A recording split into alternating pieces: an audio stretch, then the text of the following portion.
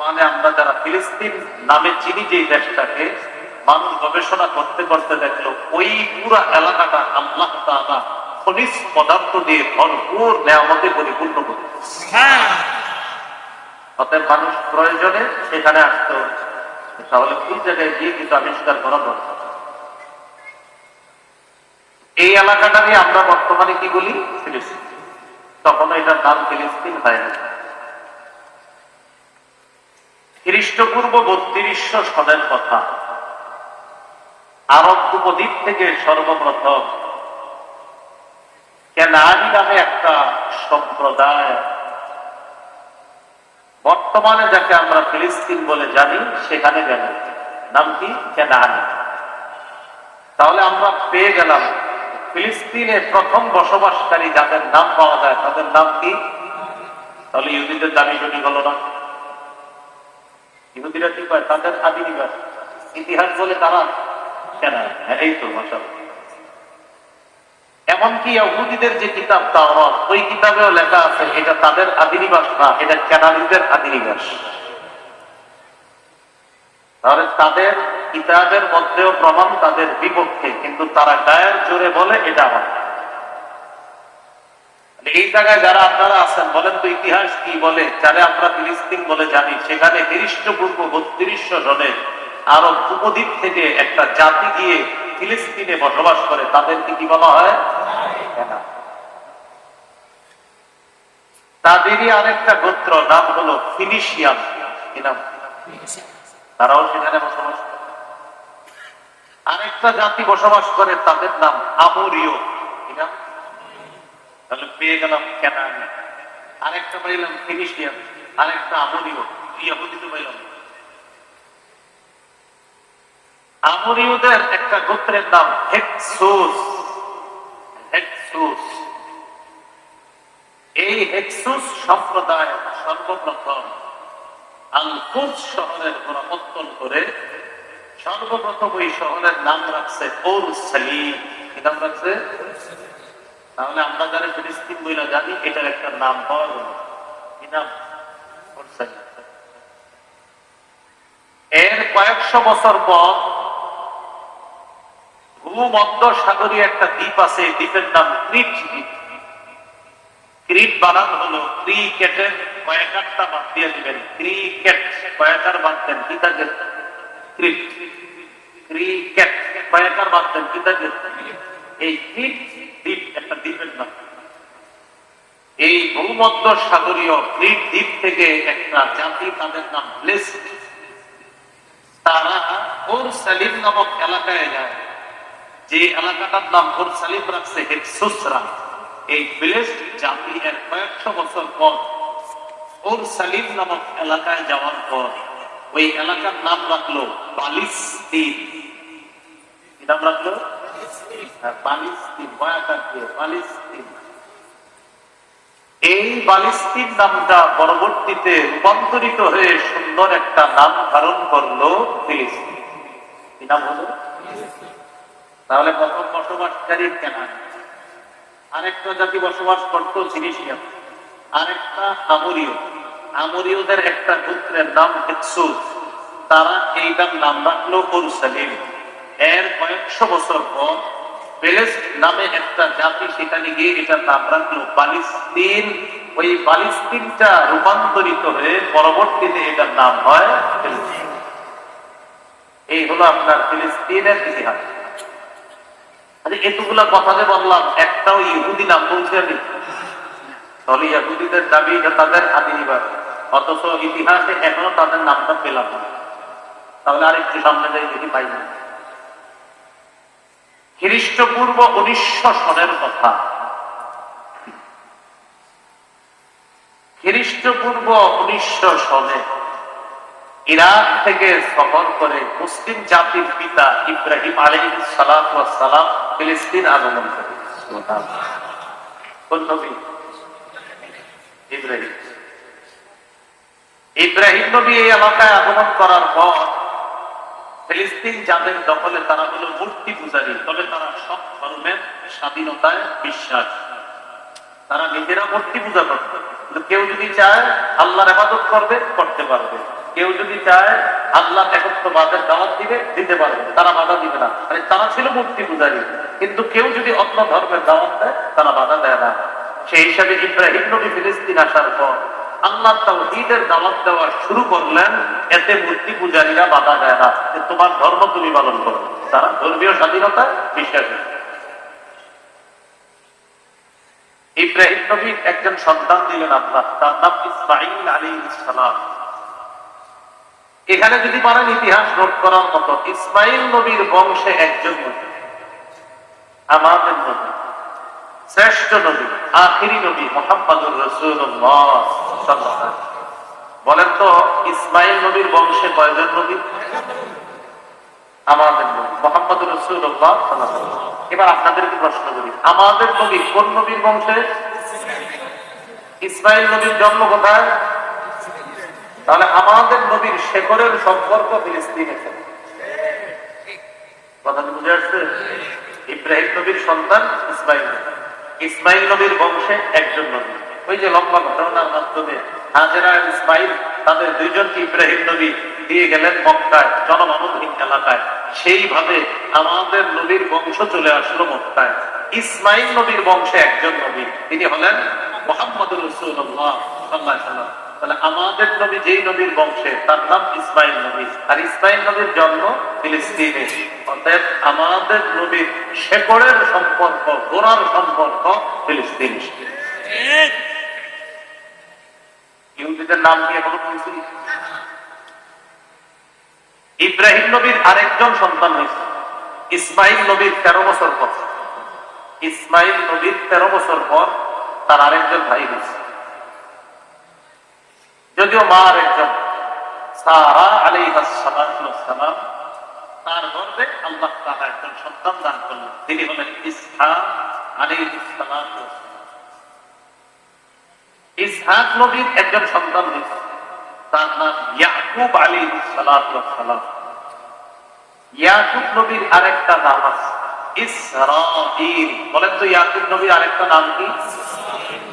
আমার সাথে বলেন, ইসরা অর্থ বান্দা, ইল অর্থ আল্লাহ, ইসরাঈল অর্থ আল্লাহর বান্দা। বলেন তো ইয়াকুব নবীর আরেকটা নাম কি? আবার ইয়াকুব নবীর আরেকটা নাম কি? এবার আমার সাথে বলেন, বলেন ইসরাঈলের সন্তান। এটার আরবি হলো বনি ইসরাঈল। বলেন তো ইসরাঈলের সন্তানের আরবি কি? ইসরাঈল কোন নবীর নাম? ইয়াকুব নবী।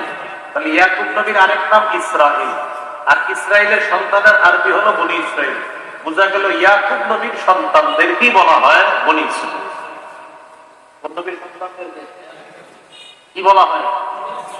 বনি ইসরাঈল মানে ইসরাঈলের সন্তান। আর ইসরাঈল কোন নবীর নাম? এইটুকু বুঝা যায়। তাহলে ইব্রাহিম নবীর একজন সন্তান ইসমাঈল নবী। ইসমাঈল নবীর 13 বছর পর একজন সন্তান হলো ইসহাক নবী।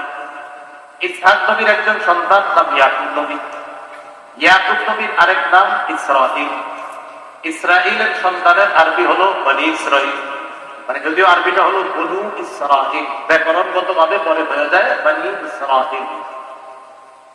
ইয়াকুব নবী ফিলিস্তিন থেকে সফর করে চলে যায় তুরস্কের দক্ষিণাঞ্চল হাররানে। তুরস্কের একটা দক্ষিণ অঞ্চল আছে হাররা, সেখানে ইয়াকুব নবী সেখানে যাওয়ার পর আল্লাহ তাআলা ইয়াকুব নবীকে পুত্র সন্তান দেন, 12 জন পুত্র সন্তান। এর মধ্যে একজন পুত্র সন্তানের নাম ইউসুফ আলাইহিস সালাম। কি নাম? ইউসুফ আলাইহিস সালাম। তাহলে ইব্রাহিম নবীর সন্তান ইসহাক নবী, ইসহাক নবীর সন্তান ইয়াকুব নবী, ইয়াকুব নবীর সন্তান ইউসুফ নবী। আর ইয়াকুব নবীর আরেকটা নাম আছে, নামটা জানি কি? ইসরাঈলের সন্তানের আরবি হলো বনি ইসরাঈল। তাহলে ইয়াকুব নবীর সন্তানদেরকে কি বলা হয়? বনি ইসরাঈল। ইয়াকুব নবীর সন্তান ইউসুফ নবী একটা ঐতিহাসিক ঘটনা ঘটার মাধ্যমে ভাইয়েরা তাকে কূপের মধ্যে ফেলে দিয়েছে। পথচারীরা ইউসুফ নবীকে কূপ থেকে পেয়ে মিশরের মন্ত্রীর কাছে তাকে বিক্রি করে দেন। মিশরের মন্ত্রী ইউসুফ নবীকে মিশর নিয়ে গেলেন। তিনি পরিণত বয়সে উপনীত হলেন। পরিণত বয়সে পৌঁছার পর মন্ত্রীর স্ত্রী জুলাইখার সাথে লম্বা ঘটনা ঘটল। মিথ্যা অপবাদের মাধ্যমে ইউসুফ আলাইহিস সালামকে অভিযুক্ত করার চেষ্টা করা হল। ইউসুফ আলাইহিস সালাম তাদের জ্বালা যন্ত্রণা থেকে বাঁচার জন্য আল্লাহ তাআলাকে বললেন, আল্লাহ, এদের জ্বালা যন্ত্রণা থেকে বাঁচার চাইতে জেলখানায় যাওয়া ভালো। ইউসুফ নবী জেলখানায় গেলেন। জেলখানায় থাকলেন 7 বছর, কেউ আরো বেশিও লেখে। জেলখানা থেকে সসম্মানে ইউসুফ নবীকে আল্লাহ বের করার ব্যবস্থা করলেন।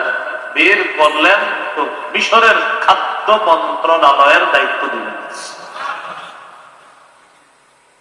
বলেন তো ইউসুফ নবী কোন দেশের খাদ্য মন্ত্রণালয়ের দায়িত্ব? মিশরের। মিশরে তিনি খাদ্য মন্ত্রণালয়ের দায়িত্বে আছেন। ইউসুফ নবীর ভাইয়েরা দুর্ভিক্ষের মধ্যে পড়েছে। দুর্ভিক্ষে পড়ার পর মিশরের মন্ত্রীর সুনাম সারা দেশে ছড়িয়ে পড়ছে, তিনি বড় ভালো মানুষ, অসহায়দের পাশে তিনি থাকেন। তার কাছ থেকে গেলে কম দামে খাদ্য সংগ্রহ করে আনা যাবে, সেই হিসাবে ইউসুফ নবীর ভাইয়েরা ইউসুফ নবীর কাছে আসলেন।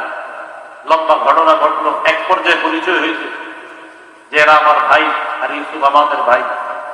ইউসুফ নবী তার ভাইদেরকে দিয়ে বাবা ইয়াকুব নবীকে মিশরে নিয়ে আসেন। মিশরে আনার পর ইউসুফ নবী আর তার ভাইয়েরা মিশর ছিলেন 150 বছর। কয় বছর? তাহলে ইউসুফ নবী আর তার ভাইদের কি বলা হয়? বনি ইসরাইল। কি বলা হয়? বনি ইসরাইল। জানি কোন নবীর সন্তানদেরকে? বাবা ইয়াকুব নবী ভাইয়েরা সহ মিশর বসবাস করলেন প্রায় 150 বছর। 150 বছর তাওহীদবাদী ছিলেন তারা সবাই। ইউসুফ নবী বিদায় নিলেন। বিদায় নেওয়ার পর বনি ইসরাইলদের মাঝে আস্তে আস্তে হিংসা, বিদ্বেষ, পরশ্রীকাতরতা, লোভ, লালসা, চুরি, ডাকাতি ইত্যাদি বদ অভ্যাস তাদের মাঝে চলে এলো বনি ইসরাইলের মাঝে। এটার একটা কারণ হলো তাদের উপর ফারাও সাম্রাজ্যের প্রতিষ্ঠাতা নাম আহমস, এই ফারাও সম্প্রদায় বনি ইসরাইলের উপর 300 বছর আক্রমণ চালাইছে। এই 300 বছর আক্রমণ সহ্য করতে করতে একদিক দিয়ে তারা তাওহীদ ভুলে গেল। তাদের মাঝেও চুরি, ডাকাতি, অন্যায়, অপরাধ এই জাতীয় বিষয়গুলো তাদের মাঝে চলে আসে। সেই হিসাবে এই অপরাধগুলোর মাঝে যখন তারা জড়িয়ে পড়ল, তাওহীদকে তারা ভুলে গেল। আস্তে আস্তে তাদের মাঝে টোটাল আল্লাহ বিদ্বেষী মনোভাব শুরু হয়ে গেল, বলি নাউজুবিল্লাহ। এইভাবে করতে করতে খ্রিস্টপূর্ব 1250, এই 1250-এ বনি ইসরাইল তাদের মাঝে আল্লাহ তাআলা মহামর্যাদাপূর্ণ একজন নবী পাঠিয়ে দিলেন, তার নাম মূসা আলাইহিস সালাতু ওয়াস সালাম। কি নাম? মূসা আলাইহিস সালাম। মূসা আলাইহিস সালাতু ওয়াস সালাম যখন বনি ইসরাইলের মাঝে জন্মগ্রহণ করলেন, শত্রু ফেরাউনের ঘরে আল্লাহ তাআলা মূসা নবীকে লালন পালন করলেন। মূসা নবী বড় হলেন। একটা ঘটনা ঘটলো, একজনকে উনি হালকা একটা ঘুষি মারতে ভুলে গেছে। এই ঘটনার পর মূসা নবী চলে গেলেন মাদিয়ানে। সেখানে শুআয়ব নবীর কন্যাকে মূসা নবী বিয়ে করলেন। স্ত্রী সন্তান সম্ভব, গর্ভবতী স্ত্রীকে নিয়ে তিনি মিশরে রওনা করলেন। পথিমধ্যে আগুনের প্রয়োজন দেখা দিলে এক জায়গায় আলো দেখে তিনি আলো সংগ্রহ করার জন্য গেলেন। গিয়ে দেখে এটা আগুন না, গাছ, পাহাড়, আশেপাশে শুধু আলো আর আলো। আলো থেকে আওয়াজ আসলো, মূসা ইন্নী আনা রাব্বুকা ফাখলা'না আলাইক ইন্নাকা বিল ওয়াদিল মুকাদ্দাসি তুওয়া। মূসা এদিক সেদিক আপনি তাকাইতেছেন, এটা কোনো আগুন না সাধারণ, আমি আপনার রব, আপনি পবিত্র উপত্যকায় আছেন, জুতা খোলেন, এই মুহূর্তে আমি আপনাকে নবী হিসাবে মনোনীত করলাম। মূসা নবী নবী হয়ে গেলেন। নবুয়ত পাওয়ার পর দাওয়াত দিতে আসলেন ফেরাউনের কাছে। লম্বা ঘটনা ঘটলো। ফেরাউন আর তার বাহিনী উদ্ধতপূর্ণ আচরণ করল। ইতিমধ্যে মুসা নবীর মুআজিজা দেখে অসংখ্য অগণিত বনি ইসরাইল দলে দলে মুসলমান হওয়া শুরু করল। লাখ লাখ বনি ইসরাইল তাওহীদবাদী হয়ে গেল। এতদিন ফেরাউন কি করত? বনি ইসরাইলের পুরুষ যারা ছিল তাদেরকে দাস বানাইতো অথবা তাদেরকে হত্যা করত আর মেয়েদেরকে দাসী হিসাবে গ্রহণ করত। ফেরাউন এটা করত। আসলে ফেরাউন বলে আমরা যাকে চিনি তার নাম কিন্তু আসলে ফেরাউন না। ফেরাউন একটা উপাধি। মিশরের যারাই মন্ত্রী হতো তাদের উপাধি হতো ফেরাউন। ফেরাউনের আসল নাম রামাসিস বা রামসিস। এই ফেরাউন ফেরাউন হিসাবে খ্যাতি লাভ করছে কেন? ওর জুলুম নির্যাতন এত বেশি হয়েছে যার কারণে ওরই আমরা ফেরাউন বলে চিনি। আসলে ওর আগেও অনেক মন্ত্রী যাদের উপাধি ছিল ফেরাউন। মিশরের একজন মন্ত্রী ছিল আপনার সিনান ইবনে ইলওয়ান, তাকেও বলা হতো ফেরাউন। ইব্রাহিম নবী আর তার স্ত্রী যখন আপনার মিশর দিয়ে রওনা করেছিল একবার, তো করার সময় তখন ওই মিশরের যে তৎকালীন বাদশা ছিল সিনান ইবনে ইলওয়ান, তার কুনজরে ইব্রাহিম নবীর স্ত্রী পর্যন্ত মরেছিল। তখন যে বাদশা ছিল তার নামও ছিল ফেরাউন, তার উপাধিও কি ছিল? ফেরাউন। তাহলে কি শিখলাম? মিশরের যে বাদশা হতো তাদেরকে কি বলা হতো? ফেরাউন। কিন্তু এই ফেরাউনটা বেশি কি হয়েছে? সুখ্যাতি লাভ করছে, এই জন্য ফেরাউন বলতে একজন। যেমন পৃথিবীতে অনেক মহিলাই খারাপ ছিল, এর মধ্যে কিছু মহিলা এত খারাপ কাজ করছে যারা এখন আমরা লেডি ফেরাউন হিসাবে চিনি। তো এই জন্য এরকম আছে কিছু মানুষ সুখ্যাতি লাভ করে বা আপনার কুখ্যাতি লাভ করে। তো কুখ্যাতি লাভ করার কারণে একটা হলো ওই পুরুষ ফেরাউন, আবার বিভিন্ন দেশে আছে আপনার নারী ফেরাউন, এরকম আর বিষয়। তো যাই হোক, মুসা আলাইহিস সালাতু ওয়াস সালাম নবী হলেন। বনী ইসরাইল মুসা আলাইহিস সালাতু ওয়াস সালামের অনুসারী ইমানদার হয়েছে। ফেরাউন বিষয়টা মেনে নিতে পারে না যে আমি খোদা, আমি রব, আমার পরিবর্তে লাখ লাখ মানুষ এখন মুসার রবকে রব মানে, বিষয়টা মেনে নেওয়া যায় না। ফেরাউনও কিন্তু বুঝতো আসলে মুসার রব আল্লাহ, তিনি সঠিক, এটা বুঝতো। বুঝার পরেও ঘাউরানি আর প্যারালি করে তার ক্ষমতা ধরে রাখার জন্য মাঝে মাঝে আপনার বলে ফেলতো, না না এটা সঠিক না, আমি বড় রব। একবার ফেরাউন প্ল্যান করলো মুসা নবীর পুরা বাহিনীর উপর হামলা চালানো। আল্লাহ তাআলা মুসা নবীকে বলে দিলেন, আন আসরি বিইবাদি ইন্নাকুম মুত্তাবাউন। মুসা, আপনি আমার বান্দাদেরকে নিয়ে রাতের বেলা রওনা করেন, আপনাদেরকে ধাওয়া করা হবে। মুসা নবী ইমানদার অনুসারীদেরকে নিয়ে রওনা করলেন। যাইতে যাইতে লোহিত সাগরের পারে গেলেন। যাওয়ার পর মুসা নবী আর তার বাহিনী তাকায় দেখে সামনে পানি আর পানি, পিছনে তাকায় দেখে ফেরাউনের বাহিনী তাদেরকে ধাওয়া করতে করতে মোটামুটি এমন জায়গায় চলে এসেছে যে জায়গায় এক দল আরেক দলকে দেখা যায়। আমার দিকে তাকাইলে বুঝলেন, যেমন আমরা বলি এই যে আইসা বললো এরকম বলি না, ওই যে দেখা যায়। তো আল্লাহ তাআলা বলেন, ফালাম্মা তারাআল জামআন ক্বালা আসহাবু মূসা ইন্না লামুদরাকুন। দুই দল যখন দুই দলকে দেখল, মুসা নবীর অনুসারীরা বললেন, মুসা ইন্না লামুদরাকুন, আমরা ধরা খেয়ে গেলাম। কেন? সামনে পানি, পিছনে শত্রু, কই যাব? দুইটাই বিপদ, সামনেও বিপদ, পিছনেও বিপদ। তারা সশস্ত্র, আমরা নিরস্ত্র, বেশি অস্ত্র নাই আমাদের কাছে, তাদের বিপদে আমরা। মুসা নবী জবাব দিলেন, কখনো না, আমরা বিপদগ্রস্ত না। সুবহানাল্লাহ। ইন্না মাইয়া রাব্বী সায়াহদিন, আমার সাথে আমার রব আছে, তিনি আমাকে পথ দেখাবেন। আল্লাহ তাআলা বললেন, আনিদ্রিব বিআসাকাল বাহর, মুসা আপনি লাঠি দিয়ে সমুদ্রে আঘাত করেন।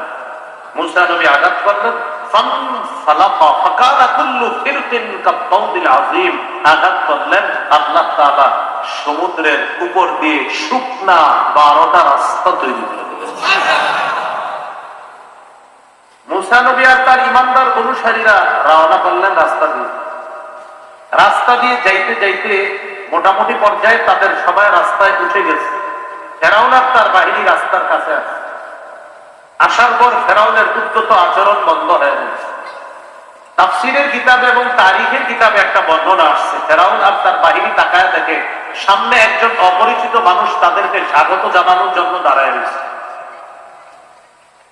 আবার তাকায় দেখে পিছনেও একজন অপরিচিত, তাহলে বাহিনীর সামনে একজন অপরিচিত, পিছনে একজন অপরিচিত। তো ফেরাউন আর তার বাহিনীকে স্বাগত জানাইতেছে, আসেন এখন তাড়াতাড়ি রাস্তায়। ফেরাউন ওই মুহূর্তে বলতেছে, এটা তাফসীর আর তারিখের ঘটনা।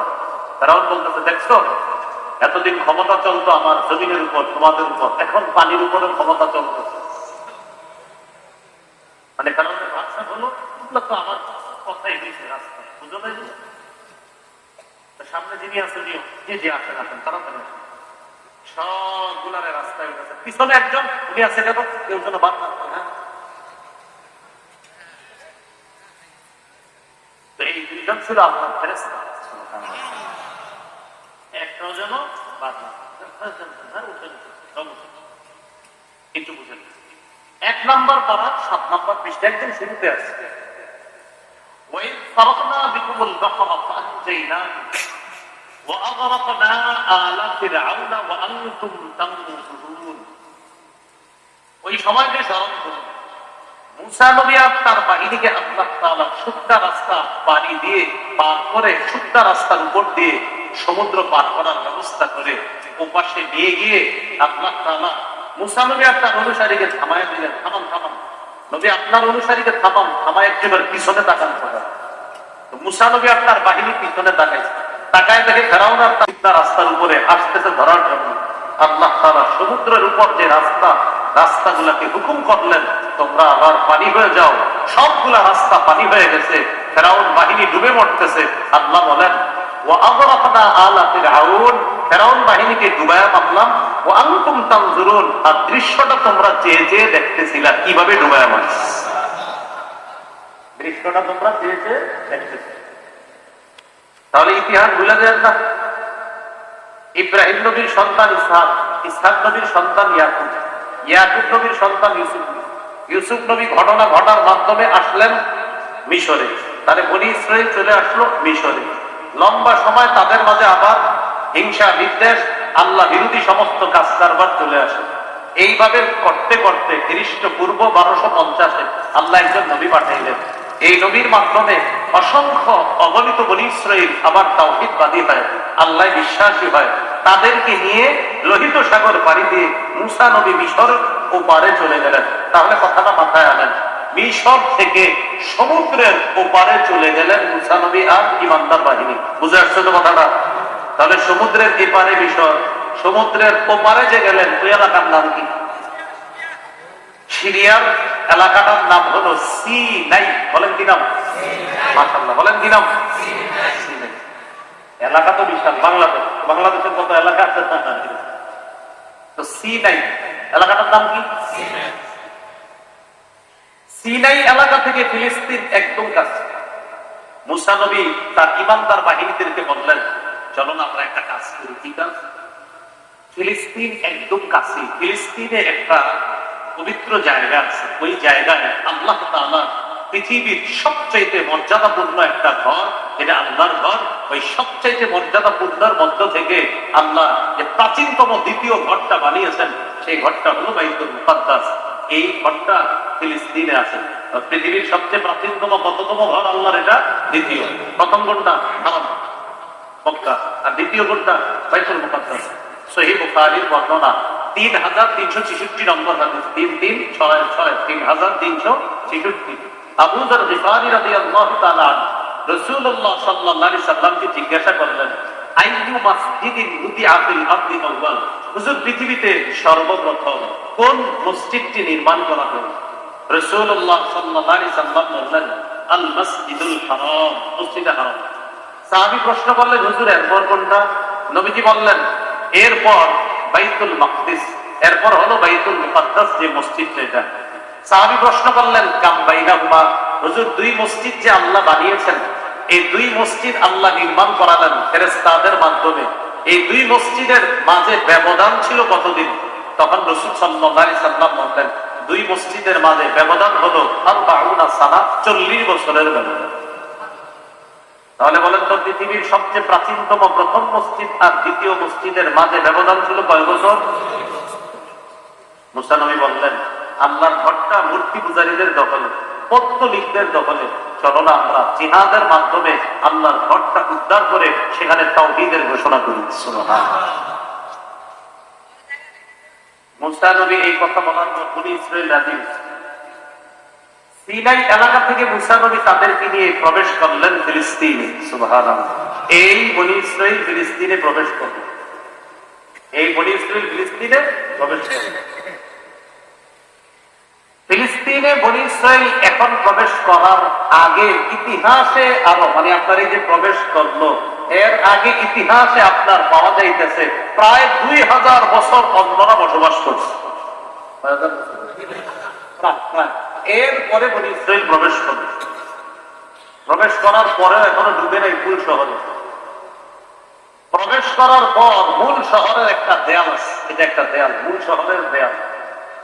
দেয়ালের সামনে মুসা নবী আর তার অনুসারী গেছে। দেয়ালের ওপারে হলো আল কুদস শহর, যে শহরটার জন্য ইহুদিরা পুরা একদম হয়ে আছে। এই শহরের প্রাচীরের সামনে গিয়ে মুসা নবী বললেন, যে আয়াতটা আপনাদের সামনে আমি তেলাওয়াত করছি খুতবায়, সূরা মাইদার 21 নম্বর আয়াত, ইয়া কওমি দুখুলুল আরদাল মুকাদ্দাসাতাল্লাতী কাতাবাল্লাহু লাকুম ওয়া লা তারতাদ্দু আলা আদবারিকুম ওয়া লা তারতাদ্দু আলা আদবারিকুম ফাতানকালিবু খাসিরিন। হে আমার সম্প্রদায়, তোমরা পবিত্র ভূমিতে প্রবেশ করো। যদি তোমরা প্রবেশ না করে পিছনে ফিরে যাও, তাহলে তোমরা উল্টে গিয়ে ক্ষতিগ্রস্ত হবা। এই কথা মুসা নবী বলে দিল। এরা জবাবে কি বলল? ক্বালু ইয়া মূসা ইন্না লান নাদখুলাহা হাত্তা ইয়াখরুজু মিনহা। ক্বালু ইন্না লান নাদখুলাহা হাত্তা ইয়াখরুজু মিনহা ফাইন ইয়াখরুজু মিনহা ফাইন্না দাখিলুন। বনি ইসরাইল বলল, লান নাদখুলাহা, মূসা আমরা যাব না, আমরা সেখানে প্রবেশ করব না যতক্ষণ সেখানে যারা আছে এরা প্রবেশ না করবে, যতক্ষণ ভিতরে যারা আছে এরা যতক্ষণ বের না হবে আমরা ভিতরে যাব না। মুসা নবী বললেন, তোমরা তো আনছি এদের সাথে জিহাদ করার জন্য, এরা বের হবে কিন্তু জিহাদ না করবে। তখন বনি ইসরাইল জবাব দিল, আপনার কি? ইন্না ফিহা কওমান জাব্বারিন, এখানে প্রতাপশালী এক জাতি আছে। ইন্না লান নাদখুলাহা, আমরা কিছুতেই ভিতরে যাব না। হাত্তা ইয়াখরুজু মিনহা, যতক্ষণ তারা বের না হবে। ফাই ইয়াখরুজু মিনহা, যদি বের হয় ফাইন্না দাখিলুন, তাহলে প্রবেশ করবে। এই কথা বলার পর মুসা নবী বুঝাইলেন, চলো। তখন তারা আবার জবাব দিল, قالوا يا موسى إنا لن ندخلها أبدا ما داموا فيها فاذهب أنت وربك فقاتلا إنا هاهنا قاعدون। একদম শুরুর লাইনটা, মুসা যতক্ষণ তারা ভিতরে আছে ততক্ষণ আমরা যাব না। তোমার যদি জিহাদ করতে মন চায়, তুমি আর তোমার রব আল্লাহ গিয়ে জিহাদ করো। জিহাদে বিজয় অর্জন করার পর আমরে বলবা আমরা নিরাপদে ভিতরে যাব। কে বললো এটা? মানে প্রথমে কিন্তু রাজি হয়েছিল, পরে দেয়ালের কাছে গিয়ে কি বলে, ভিতরে প্রতাপশালী জাতি আছে, আমরা এদের সাথে লড়াই করবো না। মুসা নবী অনেক বুঝাইলেন, বুঝানোর পর বললেন, তোমার যদি একান্ত জিহাদ করতে হয় তুমি আর তোমার রব গিয়ে জিহাদ করো। যখন বিজয় অর্জন করবা আমাদেরকে বলবা, আমরা ভিতরে চলে আসি। আল্লাহ রাগ করলেন তাদের উপর। রাগ করে আল্লাহ তাদেরকে ওই এলাকায় ঘুরাইতে লাগলেন উদ্ভ্রান্তের মতো। এলাকাটার নাম কি নাম? তয় দীর্ঘিকার হ, তয় দীর্ঘিকার হ, কি? এই এলাকায় ঘুরাইতে লাগলেন। মনে করেন আমরা এই মাঠে আছি, মাঠ থেকে বাইর হয়ে যাই, দেখি আবার ওইখানে আছে। ওই তিহ নামক মাঠে এরা ঘুরতে লাগলো। বারবার মাঠের বাহিরে গিয়ে দেখে আবার ওখানে আছে। আল্লাহ এদেরকে ওখানে ঘুরাইতে লাগলেন। কেন? ওই যে যায় নাই ভিতরে। মুসা নবী সেখানে ইন্তেকাল করলেন। মুসা নবী ইন্তেকাল করার পর মুসা নবীর খাদেমকে আল্লাহ নবী বানায়া দিলেন। তার নাম ইউশা। সুবহানাল্লাহ। কি নাম? ইউশা ইবনে নুন। ইউসা নবী নবী হওয়ার পর মুজাহিদদেরকে বুঝাইলেন, বনি ইসরাইলের তোমরা চলো একটু জিহাদ করি, আমরা জিহাদের মাধ্যমে বাইতুল মুকদ্দাসটা উদ্ধার করি। মুসা নবীর কথা না শোনার কারণে আল্লাহ তোমাদেরকে কি শাস্তি দিতে মনে আছে তো? আর এরকম করো না, চলো। বনি ইসরাইল রাজি হয়েছে। ইউসা নবী তাদেরকে নিয়ে ভিতরে গেলেন, ইমানদার জানবাজ মুজাহিদদের মাধ্যমে তাদেরকে সাথে নিয়ে বাইতুল মুকদ্দাস দখলদারি পত্তলিকদের বিরুদ্ধে জিহাদ করলেন। আল্লাহ তাআলা ইউসা নবীর নেতৃত্বে জিহাদে তাওহীদবাদী আল্লাহ বিশ্বাসীদেরকে আল্লাহ বিজয় দান করলেন। ইউসা নবীর নেতৃত্বে বাইতুল মুকদ্দাস আল্লাহ বিশ্বাসীদের হাতে আল্লাহ ফিরিয়ে দিলেন। তাহলে আল্লাহর ঘরে কারা এখন? ঈমানদার। তারা এখন ঈমানদার। এই সর্বপ্রথম বনি ইসরাঈলরা বাইতুল মুকদ্দাস দখলে নিল। বুঝে আসছিল? কোন বনি ইসরাঈল? বেঈমান না ঈমানদার? এই কথাটা মাথায় রাখা, ঈমানদার। ইউসা নবী বাইতুল মুকদ্দাস দখলে নেওয়ার পর আশেপাশের এলাকাগুলা উনি নিয়ন্ত্রণ করে কাদের মাধ্যমে? বিচারকদের মাধ্যমে। যেমন আপনাদের এই মাদারীপুর একা চালাইতে পারবে একজন? চেয়ারম্যান লাগবে, মেম্বার লাগবে, এরপর অনেক দায় দায়িত্বশীল আছে যে লেখাপড়ার কাজ একজনে করবে, শিক্ষকতা আরেকজন, আপনার বিচার করবে একজনের উপর। ওই যুগে ইউসা নবী কি করলেন? বিচারকদেরকে এক এক এলাকার দায়িত্ব দিতেন। তবে বিচারকের কাজ আমরা জানি বিচার করা, কিন্তু তখন বিচারকের কাজ শুধু বিচার করা না, বিচারও করবেন, চেয়ারম্যানি, মেম্বরি, দরবার, দেন, জানা যা আছে সব আপনার দায়িত্ব। এই হলো বিচারকের কাজ। এটা নোট করার মতো জায়গা। ওই যুগটাকে বলা হয় বিচারকদের যুগ। কি বলা হয়? কারণ দেশ চালায় কারা? ইউসা আলাইহিস সালাম দুনিয়া থেকে বিদায় নিলেন। বিচারকদের মাঝে একজন বিচারক আছে, তার নাম শামবীল। কি নাম? শামবীল। বানানটা আমি বলি, শিন মিম ওয়াও ইয়া লাম, শামবীল। কি নাম? শামবীল বিচারকের নাম। আশেপাশে যারা আছে তারা বিচারকদের শাসন মেনে নেয় না। কোনো কথা নাকি বিচারকরা দেশ চালায়, এটা আমরা মানি না। তখন তারা আশেপাশ থেকে মূর্তি পূজারীরা, পত্তলিকরা বাইতুল মুকদ্দাসের উপর খালি অতর্কিত হামলা চালায়। হামলা চালাইতে চালাইতে এক পর্যায়ে পত্তলিকরা আবার বাইতুল মুকদ্দাস দখলে নিয়ে নেয়। ঈমানদারদের হাতছাড়া হয়ে যায় বাইতুল মুকদ্দাস। বলি নাউযু বিল্লাহ। এবার আপনাদের পরীক্ষা করি। বিচারকদের মধ্যে একজন বিচারকের নাম বলছিলাম, আল্লাহ তাকে নবী বানায় দিচ্ছে। তাহলে পাইলাম শামবীল। বনি ইসরাঈলরা যখন সেখান থেকে আবার বিতাড়িত হয়ে গেল, বাইতুল মুকদ্দাস হাতছাড়া হয়ে গেল, শামবীল নবী বললেন, তোমরা কি আমার সাথে জিহাদ করবা? চলো না আমরা একসাথে আবার দিয়ে বাইতুল মুকদ্দাসটা জিহাদের মাধ্যমে উদ্ধার করি, পত্তলিকদের থেকে উদ্ধার করি। বনি ইসরাঈল বলল, না আমরা যাব না। কি বলবো? আমরা যাব। কেন? আমরা এক শর্তে জিহাদ করবো, আমাদেরকে যদি একজন বাদশাহ নিযুক্ত করে দাও, ওই বাদশার অধীনে আমরা জিহাদ করবো।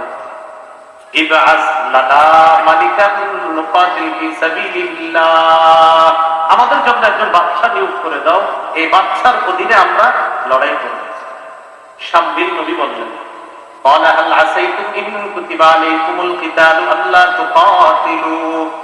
আমার তো মনে হয় জিহাদ যখন ফরজ হয়ে যাবে তখন তোমরা জিহাদ করবা না। বাদশা তোমাদের নিয়োগ করার পরে যখন জিহাদের বিধান আসবে তোমরা তখন জিহাদ করবা না, পিছনে ফিরে যাবা, এটা আমার মনে হয়। বনি ইসরাঈল তখন জবাব দিল, ওয়ামা লানা আল্লা নুকাতিলা ফী সাবিলিল্লাহি ওয়া ক্বাদ তুখরিজনা মিন দিয়ারিনা ওয়া আবনাইনা। আমরা কেন লড়াই করব না? আমাদেরকে আমাদের ঘর বাড়ি থেকে বের করে দেওয়া হয়েছে, আমাদের সন্তানদের থেকে আমাদেরকে আলাদা করে দেওয়া হয়েছে, আমাদের বাচ্চাদের থেকে আমাদেরকে আলাদা করা হয়েছে। কেন আমরা লড়াই করবো না? অবশ্যই লড়াই করবো। তুমি একজন বাচ্চা নিয়োগ করো আমাদের জন্য, তোমার অধীনে লড়াই করবো না। একজন বাচ্চা নিয়োগ করো, তার অধীনে লড়াই করো। শামবীল নবী আল্লাহর কাছে দোয়া করলেন, আল্লাহ একজন বাচ্চা নিয়োগ করে দেন তাদের জন্য, ওই বাচ্চার অধীনে তারা জিহাদ করবে। আল্লাহ একজন বাচ্চা নিয়োগ করে দিলেন, তার নাম তালুত। কি নাম? তালুত। কয়াকার লয়ের সুকার ক, কয়াকার লয়ের সুকার ক কি হয়? আরবি ত আলিফ লাম ওয়াও তা, তালুত নাম। তালুতকে বাদশা নিয়োগ করার পর শামবীল নবী বললেন, এই তালুত তোমাদের নেতৃত্ব দিবে, তার অধীনে তোমরা লড়াই করবা। বনি ইসরাঈল বলল, তালুত আবার কি? এই একটু আগে কি বলছিল লড়াই করবে, এখন বল তালুক, তালুক তোমাদের বাচ্চা পারে, তালুক তালুক যারে তারে বাচ্চা বানাইলে হবে না কেন? আন্না ইয়াকুনু লাহুল মুলকু আলাইনা ওয়া নাহনু আহাক্কু বিল মুলকি মিনহু ওয়া লাম ইউতা সাআতাম মিনাল মাল। তালুক আবার কি? সে কিভাবে আমাদের উপর নেতৃত্ব দিবে? আমাদের নেতৃত্ব দেওয়ার যোগ্যতা রাখে আমাদের মধ্যে কেউ? কি বলছেন দেখেন, আমাদের নেতৃত্ব দেওয়ার যোগ্যতা রাখে আমাদের মধ্যে কেউ? সে কেন? আর তার তো টাকা পয়সাও নাই, তাকে প্রচুর সম্পদও দেওয়া হয় নাই। এখান থেকে একটা বিষয় বোঝার আছে। বোঝা গেল 1000 বছর আগে বনী ইসরাঈল মনে করত নেতা হতে গেলে টাকা লাগে, নেতা হতে গেলে কি লাগে। সেই মনে করাটা আমাদের দেশে আমরা অনেক অসুস্থ মস্তিষ্ক সম্পন্ন ব্যক্তিরাও মনে করি নেতা হওয়া মানে তার টাকা লাগে। তখন আমরা চাই স্টোরের সামনে বসি, বৈশা বৈশা অপেক্ষা করি কে আসবে একটা মিছিল নিয়ে। মিছিল আসবে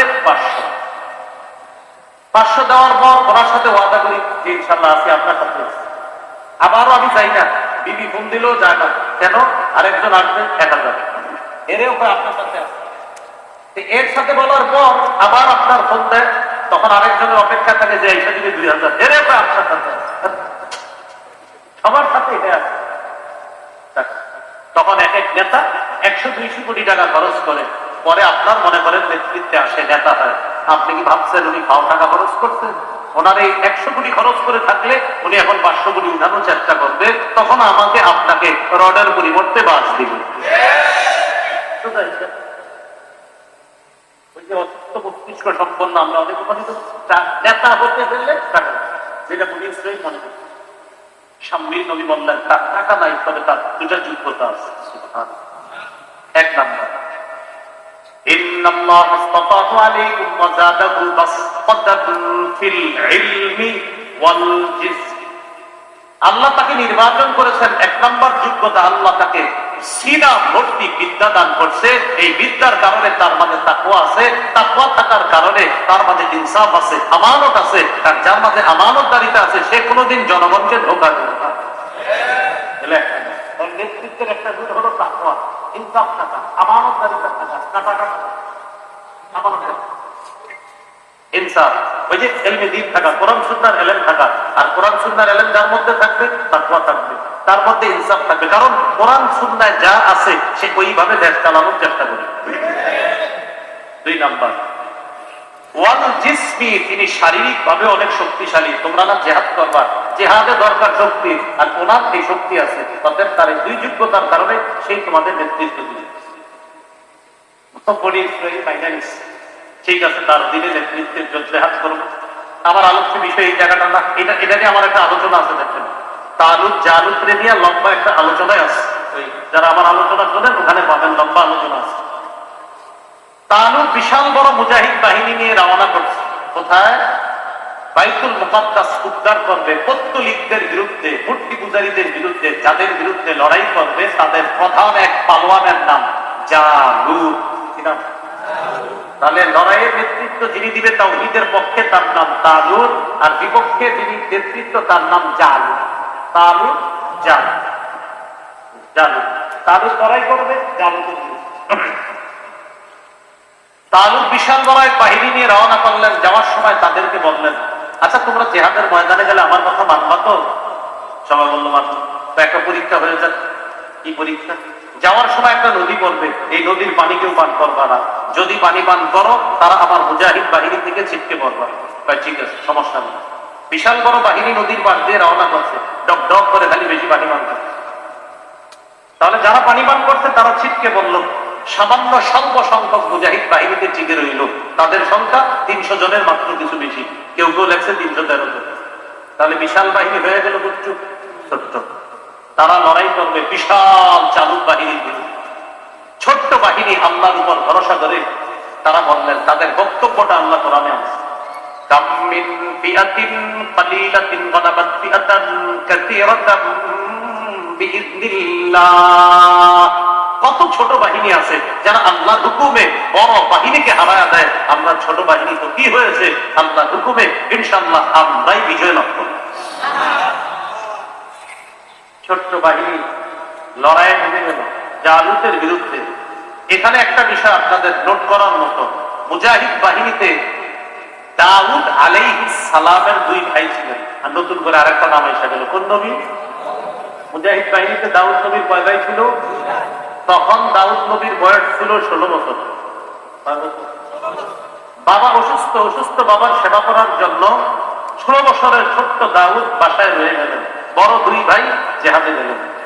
জিহাদের ময়দানে তুমুল লড়াই চলতেছে। আল্লাহ তাআলা ছোট্ট তালুত বাহিনীকে বিশাল বড় সশস্ত্র জালুত বাহিনীর বিরুদ্ধে ক্ষণে ক্ষণে বিজয়ের পাল্লা শুধু তালুত বাহিনীর দিকে আমরা রাখতেছি। তবে বলেন সবাই, তবে একজনকে হারানো সম্ভব হচ্ছে না। কয়জনকে? বলেন তার নাম জালুত। ওরে কেউ হারাইতে পারতেছে। তখন আপনার সম্মুখ যুদ্ধ। একজন যতক্ষণ টিকে থাকবে তখনও পর্যন্ত আপনি কোন চূড়ান্ত ঘোষণা দিতে পারবেন না। জালুত আইসা দাঁড়াইলে বিপরীত বাহিনীর কেউ আসে না, তালুতও আসে না, মুজাহিদদের কেউ আসে না তার সাথে লড়াই। এর সাথে কে লড়বে? জালুত আইসা খালি ঘোষণা করে, আসো কে আসো, আমারে না হারানো পর্যন্ত এলাকা খুঁজে পাইতে আসো। বলেন তো মুজাহিদ বাহিনীতে ছোট্ট 16 বছরের কোন নবীর দুই ভাই আছে? অসুস্থ আব্বা দাউদ নবীকে পাঠাইলেন, বাবা যাও তো জিহাদের ময়দানে তোমার দুই ভাইয়ের খোঁজ নিয়ে। দাউদ নবী জিহাদের ময়দানে আসলেন, আইসা দেখে তালুত বাহিনীর জয়ের পাল্লা ভারী। একটা বাধা বিজয়ের ঘোষণা হতে। বলেন তো বাধাটার নাম কি? দাউদ নবী বললেন, কি ব্যাপার আপনারা তাকে হারাইলে দিলেই তো হয়, এটাই তো সমস্যা, তাকে হারানোর মতো কেউ তো আপনারা যান, কেউ আমাদের মধ্যে কেউ যাবেন। যদি কেউ না যান তাহলে আল্লাহর উপর ভরসা করে আমারই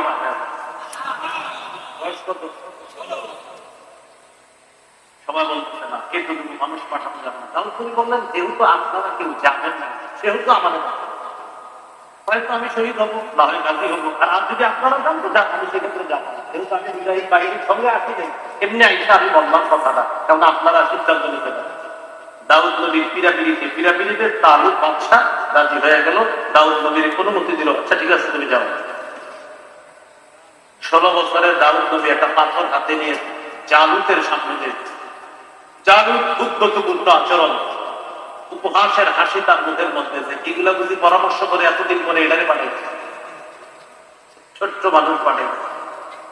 দাউদ নবী পাথরটা দিয়ে তার সামনে গিয়ে আল্লাহর নাম নিয়ে পাথরটা তার মাথা বরাবর মারছে, মাথায় লাগার সাথে সাথে জালুত জমিনে লুটায় পড়ছে।